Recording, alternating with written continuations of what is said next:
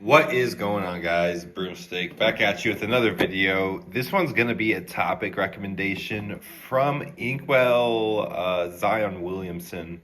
Good to see you, man. I've seen you on the TW channel. Yeah, welcome to the channel. So he writes BP us on religious girls. Yeah, I could go into this one quite a bit. I think this ties in, closely with the Christpill and Christpill guys. So I kind of want to briefly cover that topic.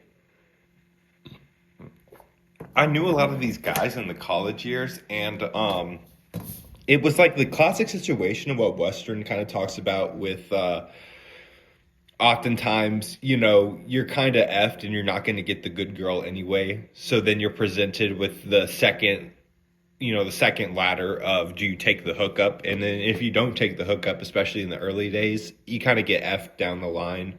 And this is something I saw with a lot of the Christpill guys, right? So they were always kind of looking for their honey buns, right? They're oh, my, the one, that kind of stuff. And college kind of would pass them by and they wouldn't get anything going, or not even like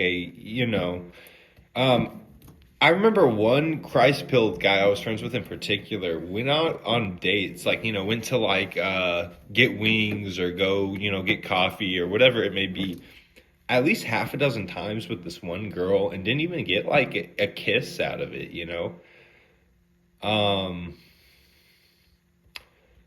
So it's just kind of I think that's really the danger of the Christpill guys, is it's this kind of this holding out, right? This holding out of things. And I don't know what to say to that. If you want to stick to your values in this day and age, you just have to understand that, you're fed a real short end of the stick, because there's already just guys these guys of other religions, or these secular guys, atheist guys, whatever it may be, guys of these non-Christpill guys, they're out here already kind of having an issue of taking what they can get, and it's very scarce as is. So Christpill guys just got to be very cognizant of that life can pass you by very quickly. And this ties in with the dangers of religious girls, because especially later on in life, if you are a Christpill guy, haven't had an experience, you're very susceptible to conscious or unconscious manipulation from, a girl who's had a lot more dating experience and intersexual relationship dynamic experience than you. So you have to be cognizant of that. Maybe, I think being in these spaces kind of can help you with that to some degree, but it's also you don't really see stuff in real time, even if you are. I mean, I've had RP, some vague level of the baseline RP awareness since I've been 19 or 20 of oh, okay, this is what girls like. And I was kind of lied to about a lot of this other stuff, but obviously it goes way, way deeper than that, right? And I didn't figure that all out until later. But if you don't kind of I guess what I'm trying to say is the sooner you develop the stuff, the better. And Sam Hyde, comedian, kind of also has a really interesting talk about life, just chat and shoot the shit kind of channel. He said something very interesting where he kind of pointed guys. He's like, okay, this is for guys first starting out, right? He was saying, go look at this forum. It's a forum that kind of talks about RP, BP truths, right? And he's learn this all and then forget it as fast as you can. And I can really understand that, because you have to know this stuff to some degree. And I feel what I'm doing and what a lot of other people are doing is they're kind of peeling back the layers. And I'm doing this kind of just a voluntary thing, but also kind of to like get my own thoughts out there because I do have to some degree an internal monologue, and I'd like to get it kind of recorded out here, especially after having really sat on these things for a few years now. So yeah, so here's another issue with religious girls. So there was one who was on the like whatever podcast, had like really bright hair or whatever, and she was like an OF girl, and then she was like, "Hey, I found Christ or whatever," and it's kind of like there was this one thing I saw that was interesting. It was kind of like an image on Twitter or a tweet. A guy went viral. Where it was like, number one, start at OnlyFans. Number two, make a ton of money. Number three, turn 28 and you're not as hot. Number four, find God, quote unquote, at 29. Number five, denounce corn / degeneracy and lecture everyone else. Number six, become Christian influencer. Number seven, get more money and fame. I've seen it way too many times. So it's almost this strategy of like flipping the playing field of like when your looks aren't as capable as they once were, you can flip your values and you lean into more of the male gaze, what men want to see, which is more of purity. You kind of like feign this male gaze purity. And I think this is a thing that some guys fall into. Some guys fall for this hypnosis. And then some guys are like, man, we just kind of see the fakeness for what it is. And I think that's the issue is like these guys who are like, man, we see the fakeness for what it is. We're the guys like getting shamed over these kinds of things. And it just, we're just guys speaking truth to power. And yeah, so anyway, if you talk to ChatGPT about these kinds of things, about like, religious participation between men and women, this kinds of thing, it'll actually kind of tell you that women are a bit more religious and that kind of stuff. They attend a bit more or whatever. This is one where I think boots on the ground, you got to really see for yourself, man. I mean, maybe into some Shangri-Las, but I would bet you that most, and this is the other thing, right? For middle age, it's probably mostly middle-aged people going to churches anyway. So then it's like, okay, what is like the Gen Z attendance at church, right? So like I don't know, what is Gen Z, like 19 to 26, 27, something like that, right?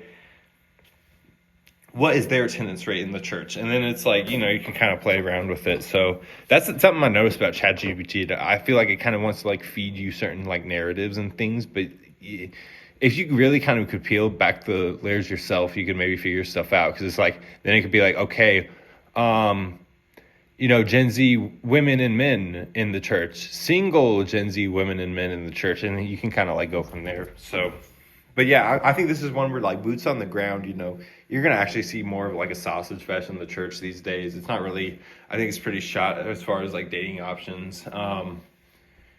And what you're going to see is often, if you do get presented any dating options, they're going to be these girls who, they're kind of approaching some visible within visibility, within the horizon, the wall. And I will say one other thing I really would like to talk about is I know a lot of these guys.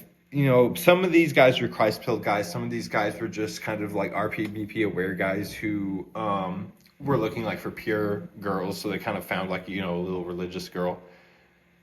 And I think I noticed about this is it's like, one, why do they always happen to live in a different state? Why is it never like, oh, I knew this girl always from growing up and she was very religious and now we elope?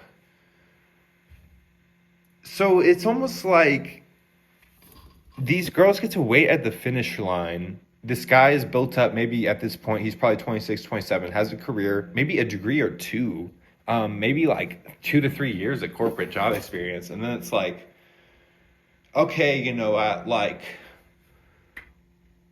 28, we can start dating kind of thing or something like that. Honestly, nowadays it's probably like 30, but we'll say 28 because I will say the average actual marriage age is, I believe, 30 still. So that means, let's say they start dating, they just so happen, quote unquote, to start dating at 28. I think a lot of these girls do the reach back technique or they pre order guys, kind of. It's very nefarious. Someone got to really watch for. Um,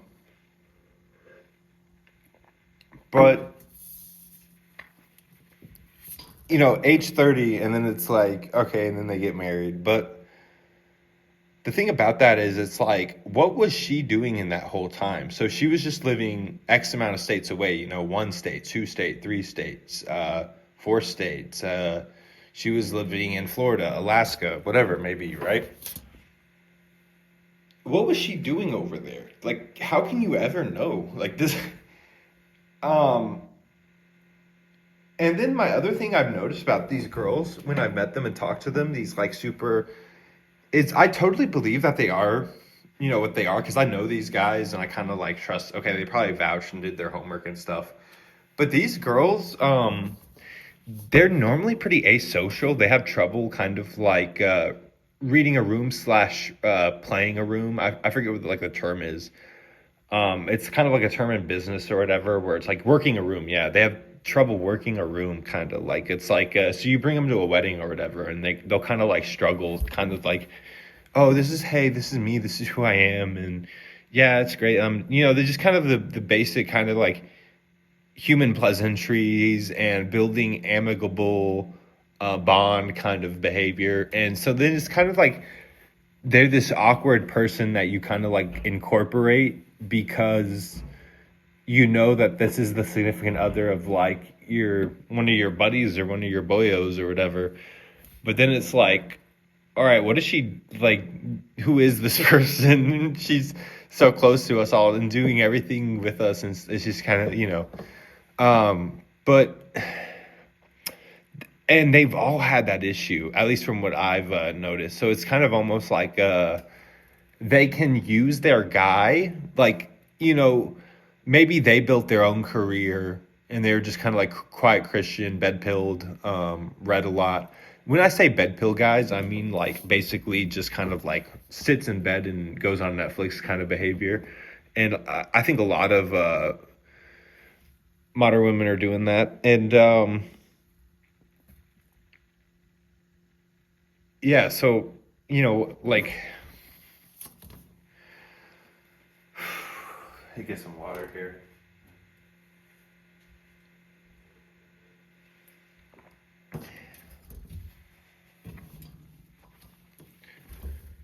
What are we doing here? Because just be cautious, like I feel like the life passes you by quick, right?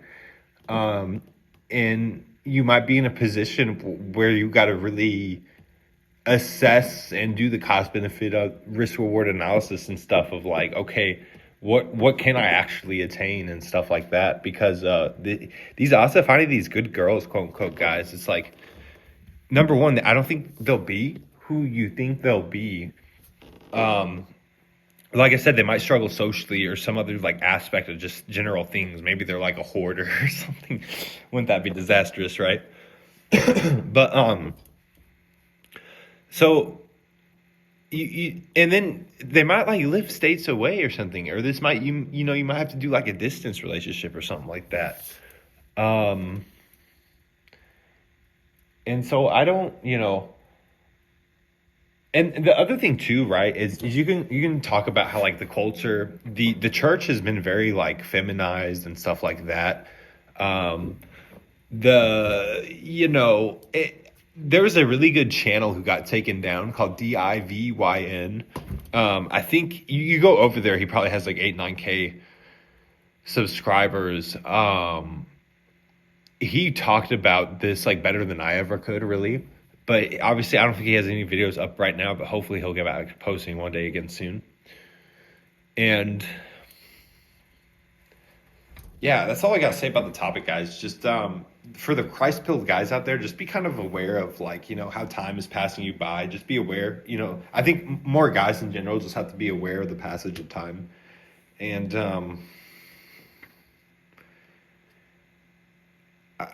I don't know what to tell you, because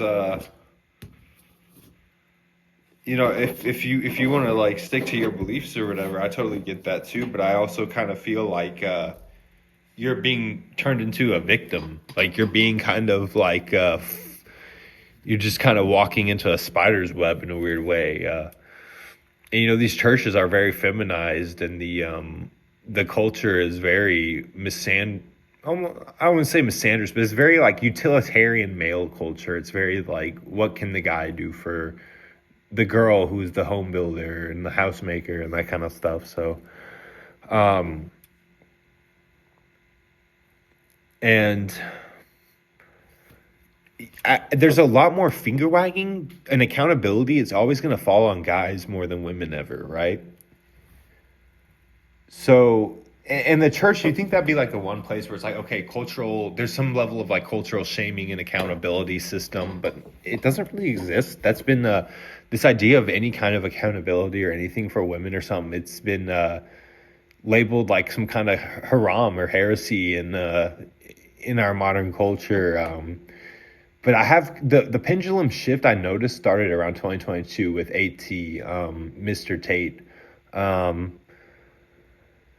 And when he started calling out like negative female behavior, something started changing in the air. It just like, I just kind of feel it still. It's just kind of, I wouldn't say it's progressing, but it's getting its little roots and things. And yeah, I hope this video was helpful. Just beware of, if you're a Christpill guy, beware, and then also beware of kind of religious women, how their behavior might shift once they kind of have to play the game less reliant on their looks. You know, they kind of really switch up. They start kind of leaning into more like the behavioral male gaze. Whereas in the early days, you know, they never really cared about the behavioral male gaze because they could get by on the looks-based male gaze. Just, you know, having long hair, just, you know, being not obese, you know, stuff like that. And once any of that goes through, you know, face card, skin wrinkles, being not, you know, being not obese card, any of that like falls through, it could be in jeopardy. And that's, you know, age does that to anyone. And, you know, guys, same thing with like the hairline or getting overweight or anything like that. So just human realities, guys. I hope you guys really enjoyed this video. This is Broomstick signing out, and peace. Have a good night or day.